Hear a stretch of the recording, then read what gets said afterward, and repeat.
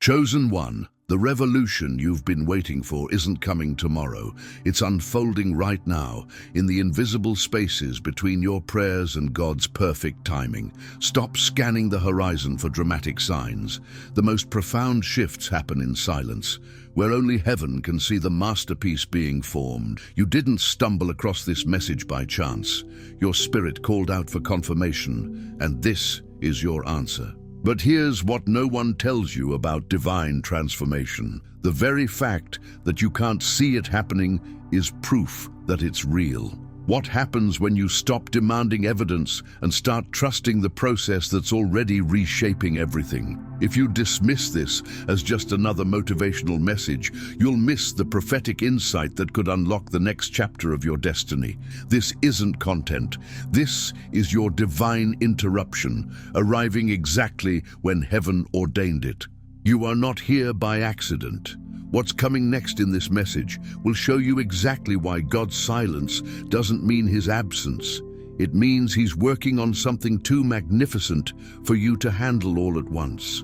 But before we get there, here's the truth that will reframe everything you've been wondering about. The delayed breakthrough you've been questioning isn't God ignoring your prayers. It's him protecting you from receiving something beautiful before you're strong enough to steward it properly. Hit the like button to declare, "I'm ready to receive this divine message." It takes just a second, but help spread this word to thousands of other chosen ones who need it right now. Comment 777 if you're declaring today as the day you step into divine abundance, favor, and breakthrough. What's on your heart today? Leave your prayer request in the comments and then take a moment to lift someone else up with words of encouragement. When you share your prayer, others will intercede for you. When you pray for someone else, God moves in ways you never imagined. And to all our channel members, thank you for your continued support and faith. May God return it to you in peace, provision, and divine favor.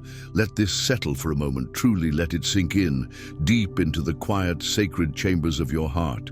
You see, so much of heaven's amazing, intricate work in your life doesn't happen out in the open. Not where every eye can easily see it, or even where you yourself can clearly track its progress with any sense of certainty or immediate understanding. No, it's often happening deep underground, beneath the fertile surface of what your natural eyes can perceive or what your immediate, often restless feelings can confirm. Think of it not as something hidden from God, as if he's unaware or distant, but rather something carefully hidden by God, deliberately placed in a sacred, protected space where his divine process can unfold without the world's interference or your own anxious scrutiny. It's a place of intimacy and profound, often unseen transformation. This ground, this very season you're in right now, with all its uncertainties, its long, silent stretches, and the sometimes heavy weight of unanswered questions, it's a place God considered holy and profoundly significant long before you ever started trying to measure its progress or anxiously figure out its ultimate purpose. He marked it as crucial, even vital, in the unfolding tapestry of your life. It's exactly like how a tiny seed, though seemingly insignificant and utterly vulnerable, a mere speck in the vast earth, holds within its quiet core an incredible, breathtaking potential for life and beauty. This seed, in its appointed time, quietly and faithfully unfolds its destiny in the dark, hidden earth. No one sees the seed battling the tenacious soil, stretching its fragile casing, or diligently drawing sustenance from unseen networks of moisture and minerals. No one truly witnesses it slowly, painstakingly, pushing a root downwards for anchoring stability and a tender sprout upwards towards the promise of light. Yet, it is in that unseen, often lonely space that the roots grow incredibly strong and deep, anchoring it firmly against future inevitable storms, and an unshakable, resilient foundation is meticulously laid.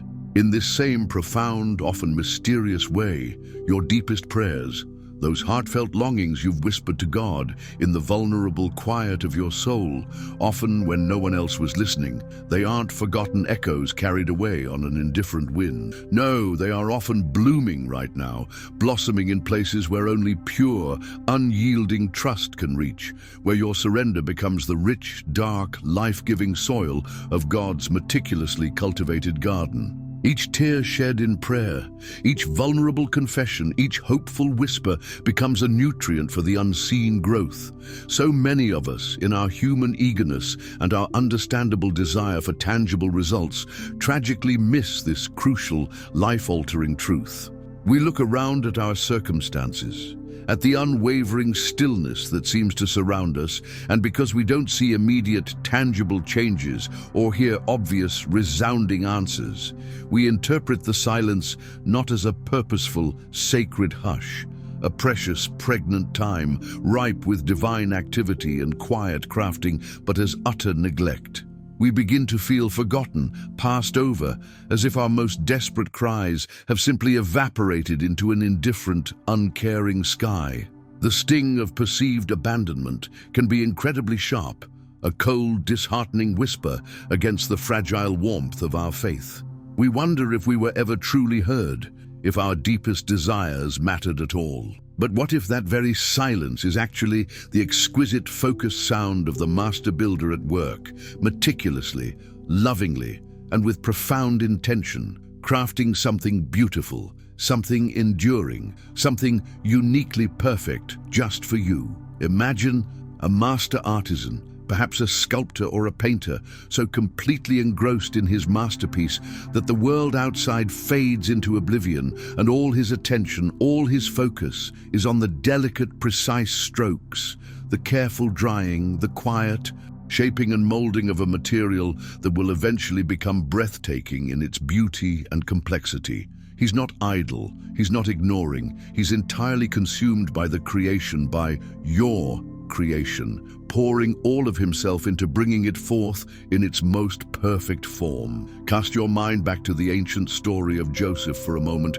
and really let his incredible journey resonate deeply with your spirit. Feel the weight of his experience. He was just a young man, remember, filled with big dreams, vivid, breathtaking pictures from God about his future, painted with strokes of power, influence, and profound leadership. But then, as the story unfolds in a harsh and unexpected twist, he found himself not in a palace, not in the seat of honor he'd imagined, but sitting in Pharaoh's prison. Not exactly a royal court or a place of elevated status, was it? No, it was a dark, damp, lonely cell where the stench of despair and the heavy air of injustice must have clung stubbornly to the cold stone walls. Years, actual, crushing years, stretched out before him in that shadowed place, each day likely feeling like an eternity.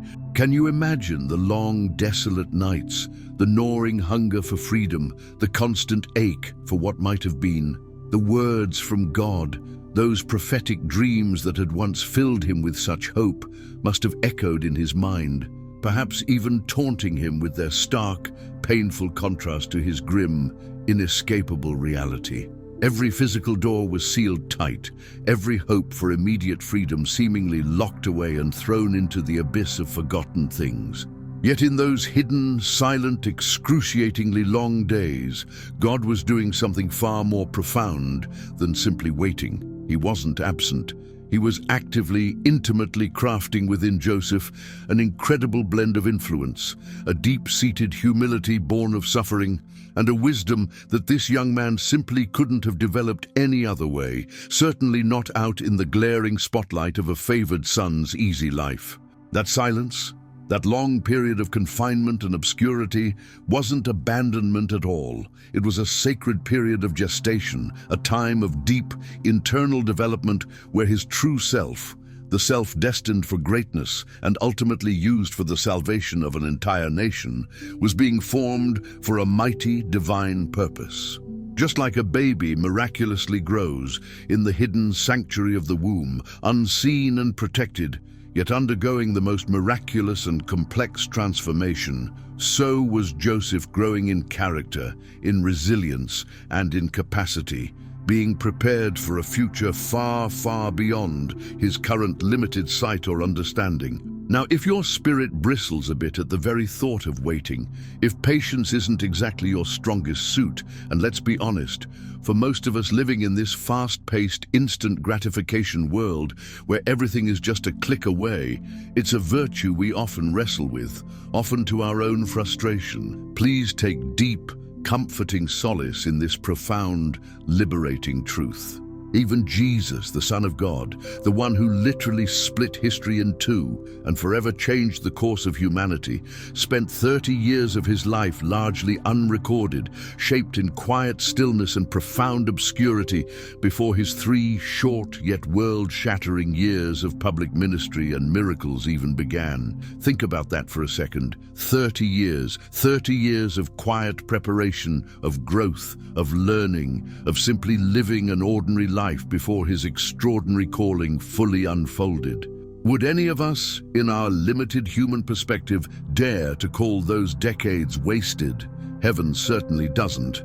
We, in our modern culture, often mistakenly think nothing is really shifting or progressing unless we can see it with our physical eyes, unless there's noise, obvious activity, or clear progress markers flashing before us.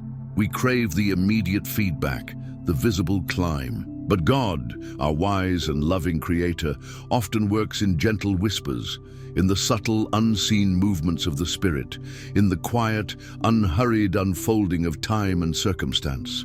He operates in the kind of sacred quiet that actually makes room for true awe, for a deep, settled understanding that penetrates not just the surface of the mind, but the very core of your being. He is absolutely not late.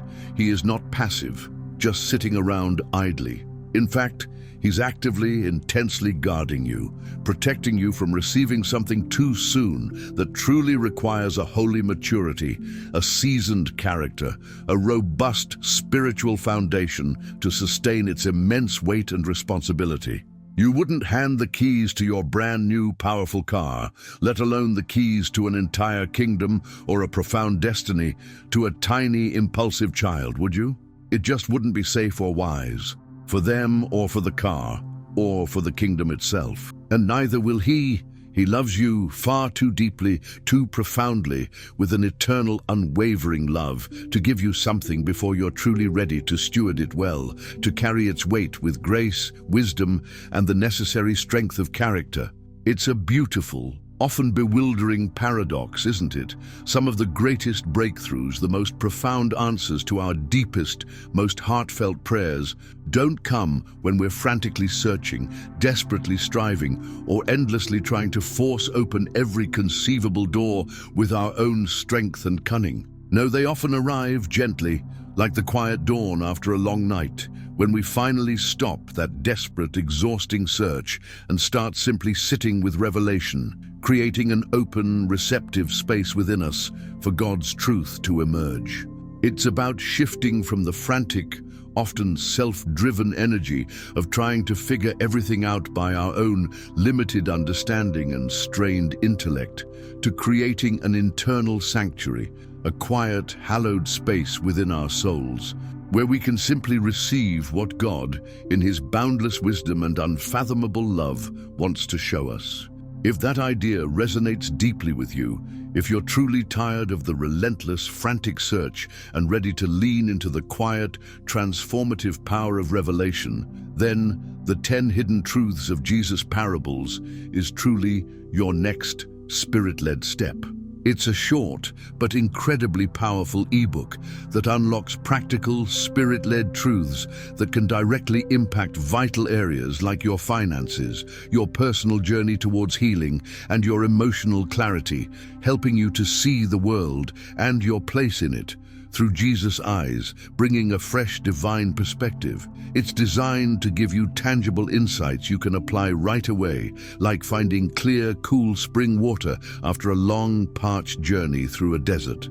You'll find the link for it in the very first comment below. But please know, it's only available for a limited time, so if you feel that quiet, undeniable nudge in your spirit, that gentle stirring within, don't wait. Your heart knows what it truly needs. And sometimes that gentle nudge is the voice of heaven inviting you forward. Now, let's talk about what the journey out of this season of waiting and into breakthrough actually requires from us. This isn't just about passively hoping things change, sitting idly by while time passes. It's about actively engaging with God in a new, deeper, and more surrendered way. It's a profound call to co-create with the divine, to intentionally align our will with His perfect and loving will, to become partners in the unfolding of our destiny. First, and this is a big one, perhaps the most challenging for our impatient human nature, you absolutely must surrender your obsession with visible, immediate proof.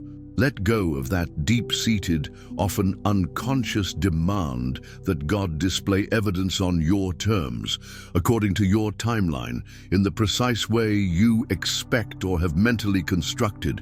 This tenacious clinging to what we can see, what we can grasp and control, is a heavy burden, hindering the very work God wants to do within you and for you. True trust, biblical trust, is always an act of profound surrender that happens before you can see with your physical eyes, before the evidence manifests.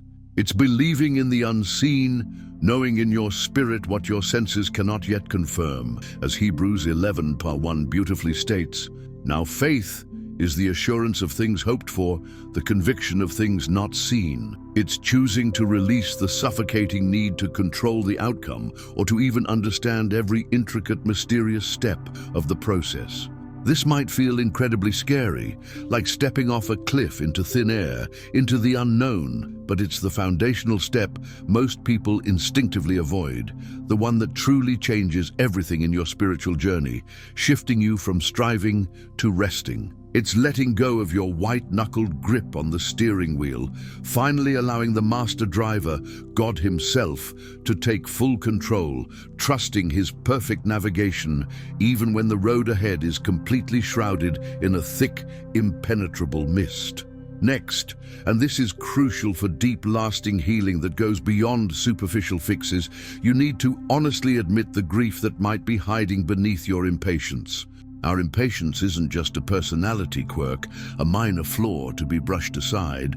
Often, it's a symptom of deeper longing, profound disappointment, or even a quiet, unacknowledged sense of loss for what hasn't happened yet, for dreams deferred, hopes seemingly dashed, or promises that feel far away. Don't try to numb these feelings. Don't push them down or pretend they're not there, because unacknowledged grief festers. It stagnates the soul, creating blockages. Name the longing, articulate the disappointment, speak the sorrow out loud to God. He is big enough for your raw emotions, for your anger, your frustration, and your deepest sorrow. If you try to bypass these raw, vulnerable emotions, you'll never truly heal through them. You'll only build protective walls around them, trapping them within. Think about Hannah in the Old Testament, a woman whose heart was breaking. She wasn't quiet or polite about her pain. She wept bitterly at the temple, pouring out her aching heart to God because she longed with every fiber of her being for a child, a son to fill the emptiness. 1 Samuel 1:10. Her tears weren't a sign of weakness or a lack of faith. They were a profound act of worship, an honest, vulnerable offering of her truest self to her Creator.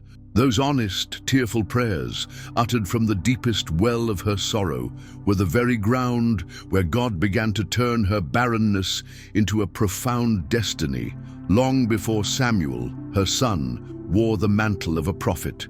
Your tears, your radical honesty are not an inconvenience to God. They are holy ground for His redemptive, transforming work, spaces where His grace can truly enter.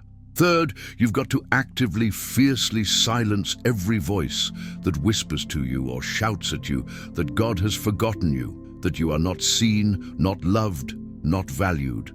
These insidious voices come from everywhere, your own deep-seated insecurities that have been nurtured over time, the cynical, unbelieving world that thrives on doubt, sometimes even well-meaning friends who, despite their love and good intentions, simply don't understand the divine, often mysterious, process God uses. The crowd, the general culture, will always try to offer you quick fixes wrapped up in anxiety. Instant gratification that feels good for a moment, but often leads to more stress, deeper emptiness, and spiritual compromise. These are the spiritual fast food options that offer no real nourishment, no lasting satisfaction. But wisdom, God's profound and patient wisdom, always invites you deeper into a quieter, more patient process, a slower, more satisfying feast for your soul. This isn't about just waiting passively, like a bump on a log, allowing life to happen to you. It's about actively filtering what you allow into your mind and heart, diligently guarding the gates of your soul, choosing daily to align yourself with God's eternal truth above all else, above every fleeting thought and anxious suggestion. Coming up, we'll talk about the hidden rhythm heaven uses to break delay without ever rushing or forcing the process.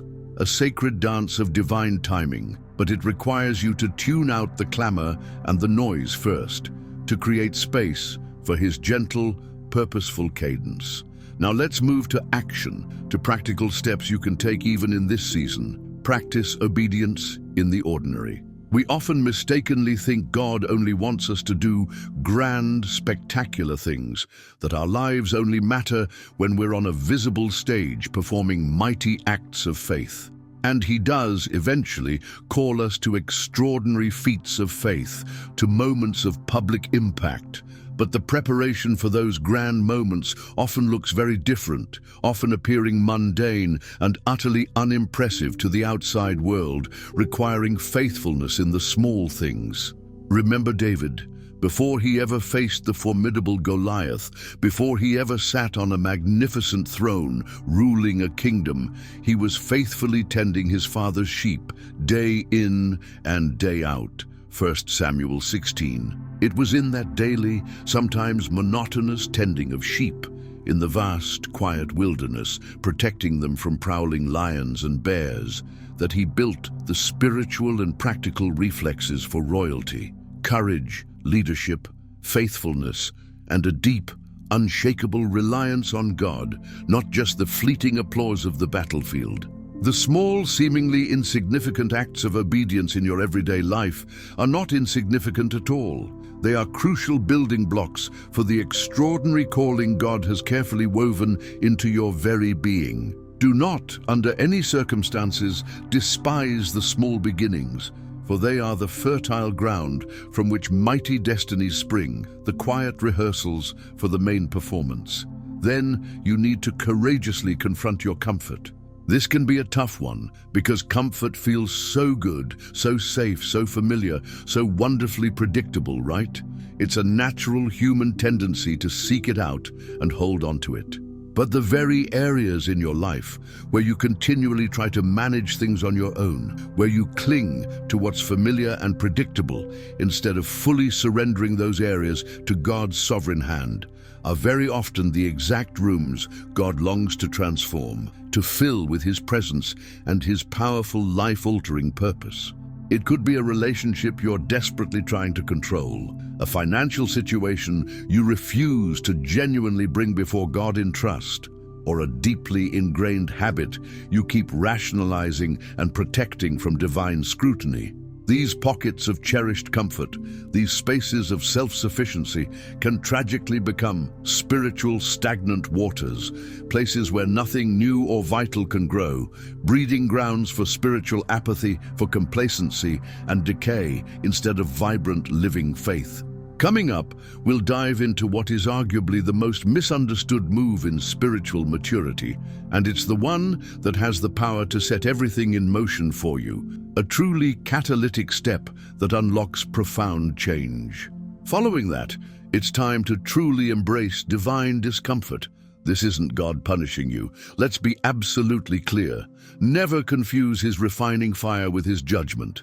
No, this is God loving you into profound growth, nudging you tenderly but firmly towards your highest self, towards the person he created you to be. Sometimes, in his infinite wisdom and love, God deliberately rattles or unsettles the nest you've gotten so used to, the place where you've become too comfortable, too settled, too complacent. Why?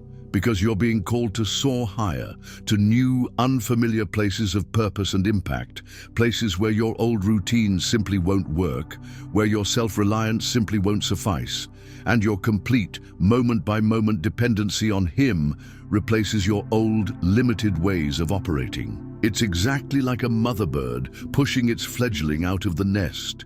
It's scary, terrifying even for that young bird, a sudden, frightening drop into the unknown, but it's absolutely essential for learning to fly, for discovering the true strength and aerodynamic marvel of its own wings.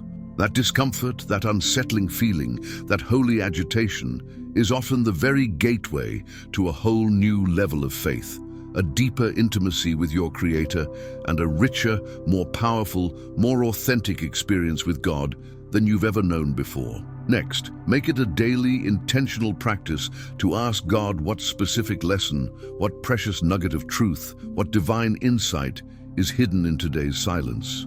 Don't just passively endure the quiet, letting it wash over you without purpose, allowing it to become a void. Engage with it, lean into it with curiosity and an open, receptive heart. What is He trying to show you right now in this very moment, through this lack of immediate activity or clear answers? What character quality, what spiritual muscle is He developing in you through this particular season of waiting? Think about the Israelites in the wilderness. The manna, their daily bread from heaven, didn't arrive in advance, stockpiled for weeks or months in their tents. No, it fell fresh each morning, just enough for that day, for that moment, a perfect daily provision. This forced them, compelled them to rely on God every single day, shaping their trust with every new sunrise. Exodus 16. Their physical hunger became a profound spiritual lesson in daily dependence. Your silence might very well be teaching you the profound beauty of trusting God for your daily bread, for daily guidance, for moment-by-moment wisdom, rather than trying to plan out and control your entire year in one overwhelming, often anxious go. It's an invitation to live in the blessed present, fully dependent on His unwavering faithfulness. Another crucial step: refuse the counterfeit solutions that will inevitably present themselves during seasons of waiting. When we're hungry, physically or spiritually, when our needs feel urgent and our patience wears thin, we can be terribly tempted to grab whatever is immediately available, whatever promises quick relief, even if it's not truly good for us, even if it compromises our long-term blessing or our divine destiny. Remember Esau? His immediate visceral hunger, his impulsive need for instant gratification, drove him to trade his invaluable birthright, his profound blessing and inheritance, for a single, fleeting bowl of stew. Genesis 25. He tragically prioritized immediate, temporary satisfaction over a lasting, eternal inheritance, a decision that carried lifelong consequences. You are not called to quick fixes or spiritual shortcuts that compromise your long-term blessing, that cheapen your destiny, or dilute your anointing. You are called to an inheritance that lasts, one that's far more valuable, more enduring, and more meaningful than anything the transient world, with its fleeting pleasures and empty promises, can offer you right now. Hold out with steadfast faith and courageous patience for God's very best, for His perfect timing and His perfect abundant provision. Then cultivate gratitude before the outcome. This sounds profoundly counterintuitive, almost impossible, especially when you're in a season of waiting or experiencing significant difficulty, when every fiber of your being wants to lament, to complain, to ask, "Why me?" But think of Paul and Silas in that dark, cold Roman prison cell, beaten, bruised, and chained, their bodies aching, their future uncertain. They weren't complaining or despairing. They weren't plotting their escape or wallowing in self-pity. No, at the darkest hour, at midnight, they were singing hymns of heartfelt praise to God, and their worship was so powerful, so authentic, so spirit-filled, that it literally unlocked their chains and opened the prison doors long before the evidence of their freedom physically appeared. Acts 16:25-26.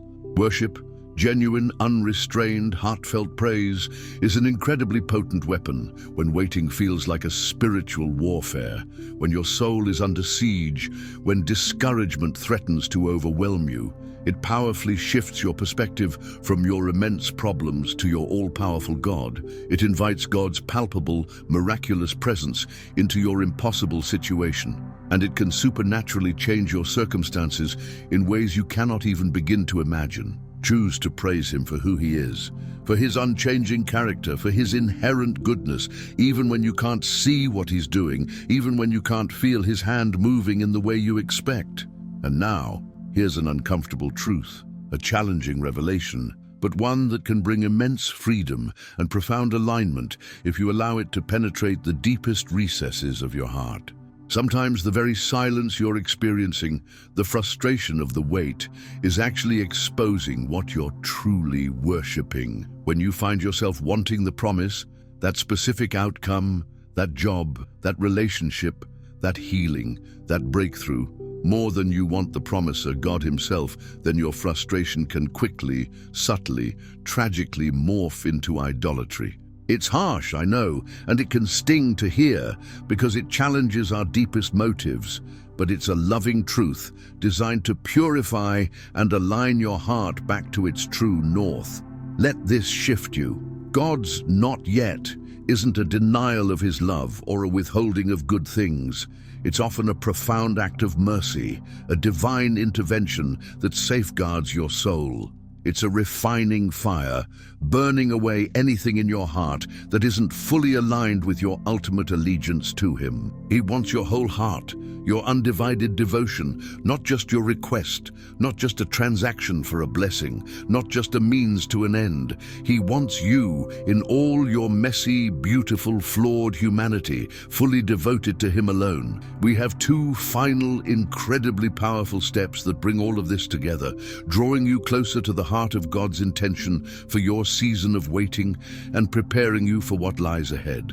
First, repent for doubting His heart toward you. We all falter, we all doubt, we all question God's goodness sometimes, especially when things are hard, when the silence stretches on endlessly and our hopes begin to dwindle. Remember Peter, he, the bold, passionate disciple, full of fervent declarations, denied Christ not once, not twice, but 3 times, openly swearing he didn't even know Him, in a moment of profound fear and human weakness. Luke 22:54-62. He must have felt like it was all over, that he had utterly failed, destroyed his calling, and lost everything he believed in. The weight of that betrayal must have been crushing, soul-destroying. But the restoration that came from Jesus wasn't met with shame or condemnation, but with profound, unwavering love and a new, powerful commission: feed my sheep.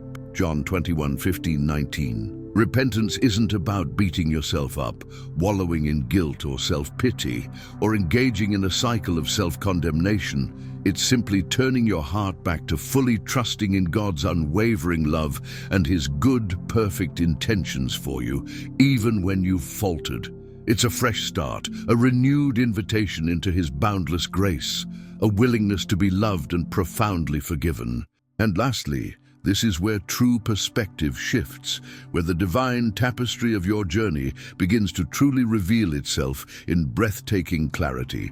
See your delay, this season of waiting, not as a punishment or a frustrating setback that keeps you from your destiny, but as a divine invitation. The gap, that sacred space between your heartfelt prayer and its eventual glorious fulfillment, isn't empty time or a void of nothingness, a spiritual wasteland. No, it's fertile ground, rich with potential for deep foundational transformation within you. It's in this patient, quiet space that hidden pride, areas where you've misused your strength or your patience, or even misplaced loyalty, can gently, or sometimes not so gently, rise to the surface of your awareness, revealing what truly resides within. These aren't meant to condemn you, to shame you into hiding, but to be lovingly pruned, to be tenderly surrendered for healing and purification. Let this refining work finish its course. Allow God to deal with these vulnerable areas, to strengthen your character like steel forged in fire, to deepen your spiritual roots like an ancient, resilient oak tree. What's on the other side of this profound process, what God is meticulously preparing you for, will carry a weight of glory, a depth of character and blessing, a spiritual maturity that nothing else could have possibly prepared you for.